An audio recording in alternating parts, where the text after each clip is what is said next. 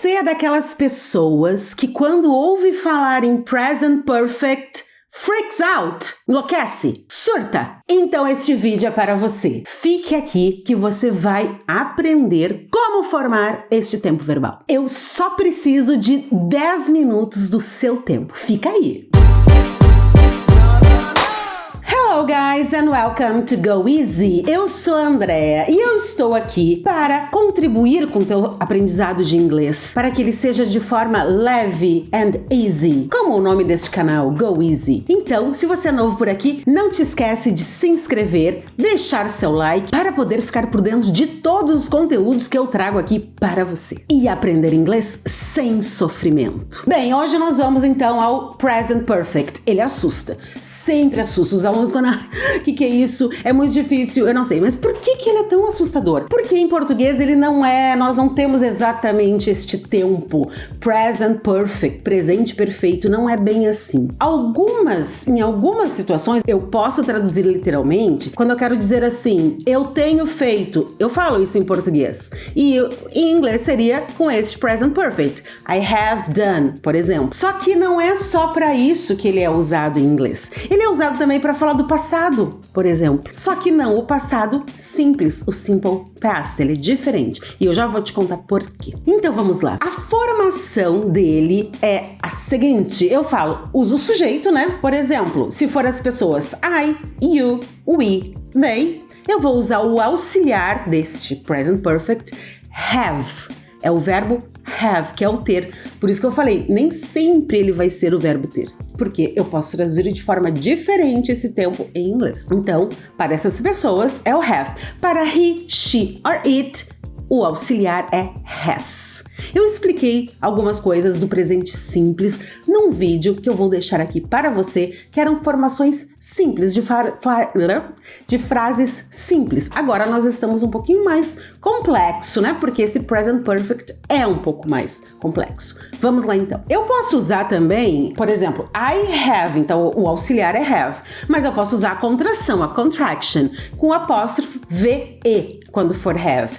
I've, you've, with, they've. E quando for com he, she ou it, qual é a contração do has? É simplesmente apóstrofe S, como se fosse o to be, Andrea? Sim. E como é que eu vou saber que não é verbo to be para dizer his, she's, que é she has, he has? Eu vou saber porque o present perfect é formado por sujeito, o auxiliar e o verbo no particípio. Se eu tenho um verbo no particípio, que é aquela terceira forma, sabe aquelas listinhas de verbos? Eu tenho o presente, o passado simples e o particípio. Então, se tem depois do his, depois do x, um verbo no particípio, é porque é present perfect. Já vamos ver exemplos. Falando um pouquinho mais desse particípio, olha só algumas claro, vocês vão ter que ver as listas, tem aquela questão, né? Tenho que pesquisar. Não tem como simplesmente, vou saber todos os verbos, quais são regulares, quais são os irregulares. Não. Porque os regulares é como o passado simples, no present perfect. Terminam em ed. Então é o mesmo, é o ed. Mas eu tenho que saber quais são os irregulares, né? Aqueles que não terminam em ed, que podem mudar completamente. Como, por exemplo, alguns mudam tudo. Eu vou dizer aqui, presente, passado e particípio. Por exemplo, begin, began, begun. Drink, drank, drunk. Go, went, gone. Alguns mudam pouco. Eles mudam o passado é igual ao particípio. Por exemplo, buy, bought, bogged, have, had, make, made, made. E alguns são bem legais, não mudam nada, não mudam. Por exemplo, cut, put, read, read. Mas peraí, o read aí falou um pouquinho diferente. Sim, ele não muda na escrita, o verbo ler, mas ele muda só a pronúncia do presente o passado e o particípio é igual, é read. Então é read, read. Outra coisa que nós podemos ter, então, no present perfect são algumas marker words, ou seja, umas palavras que marcam que aquilo ali é present perfect. Por exemplo, ever, never, already, yet, just, since, for. São palavrinhas que a gente vai usar. Vocês já vão ver como. Que é diferente do Simple Past, que as marcas do Simple Past são tempos definidos no passado. Então está aqui a grande diferença do Simple Past pro Present Perfect. É que quando eu uso o Simple Past, o passado simples, eu estou falando de um tempo no passado definido, que já aconteceu e já acabou. Então eu vou usar marcadores, como por exemplo, yesterday, ontem, last night, ontem à noite, last year, ano passado, in 2020, em 2020. Eu tô dizendo quando aconteceu. Já a diferença grande, então, pro Present Perfect, ele é um passado também, eu vou traduzir ele como passado, como eu traduzo o Simple Past, só que eu não estou dizendo quando aconteceu, não interessa quando aconteceu.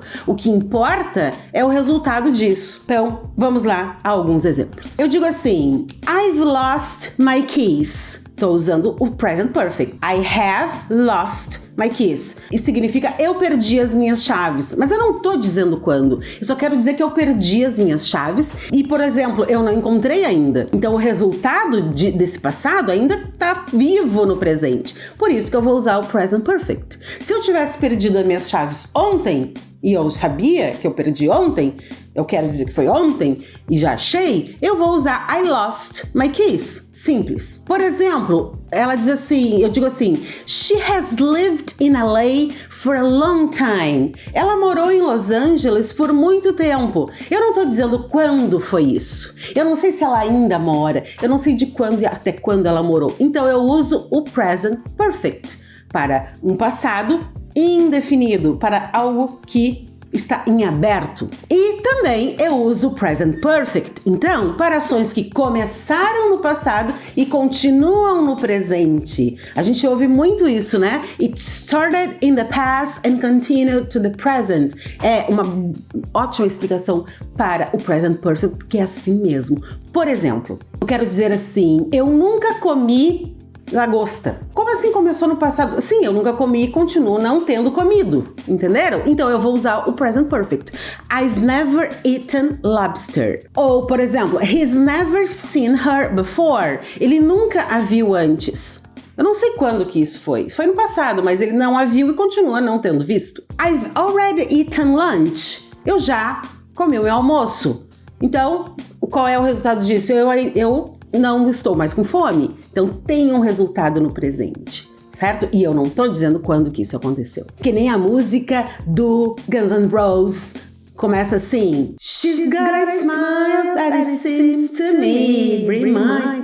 She's got a smile. Aí eu falei, minha voz é igual, né? Do X-Rose. She's got, aquele apóstrofe S é o she has got. Ela, como é que vai traduzir isso? Ela tinha um sorriso, ela tem um sorriso, não importa. Então, é diferente do passado simples. E aquilo ali, eu sei que aquele apóstrofe S desta música é o has do Present Perfect, porque depois vem o got, um verbo no particípio. Na negativa é muito simples, é só colocar um not depois. I haven't, she hasn't. Então, por exemplo, I still haven't found what I'm looking for. É o nome de uma música também do U2. Eu ainda não encontrei o que eu estou procurando. Eu ainda não encontrei e continuo não encontrando. E quando eu quero fazer a pergunta, aquela famosa música vai mostrar pra vocês como é que é.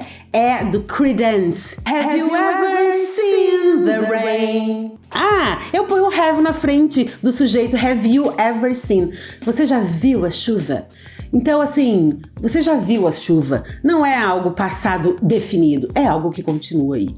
Não é? Se eu quero perguntar se ele já viu a chuva, has he ever seen the rain? E quando eu uso ever, só mais uma coisinha, é no sentido assim, alguma vez na vida, você já viu alguma, você já fez isso alguma, have you ever been to the United States? Você já esteve nos Estados Unidos alguma vez na vida?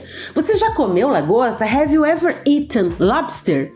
Então é isso, gente. Eu disse pra vocês, é muito tranquilo, não é esse bicho de 7 cabeças, é só pensar nessas coisas todas que eu falei para vocês. Então, assista de novo, anota o que eu falei, anota os exemplos e faça outros exemplos que eu tenho certeza que ele não vai mais assustar você. Até o próximo vídeo. Bye!